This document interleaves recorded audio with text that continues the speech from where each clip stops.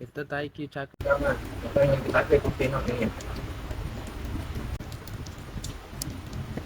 Happy birthday to me.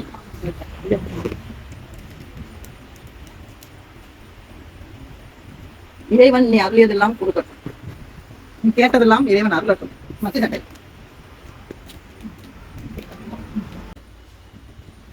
வாழ்க்கையில எண்ணங்கள் மாறிக்கிட்டே வருது. போக வளர வளர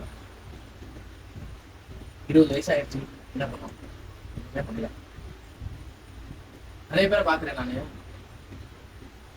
எல்லாம் வாழ்றாங்க, வேலை பார்க்குறாங்க, சாப்பிட்றாங்க, வாழ்றாங்க. இதுதான் வாழ்க்கையா போயிட்டு இருக்கு எல்லாரும். அதுல குறுகிய பேர் என்ன பண்றாங்க? வேலை பார்க்குறாங்க, பிடிச்சதை வாங்கி சாப்பிட்றாங்க, அவங்க லைஃப் அவங்களுக்கு பிடிச்ச மாதிரி வாழ்றாங்க. அவ்வளோதான், அதான் லைஃபா இருக்கு. பட் அதுலேயும் குறுகிய பேர் மற்றவங்களுக்கு வேலை கொடுக்கணும்னு நினைக்கிறாங்க.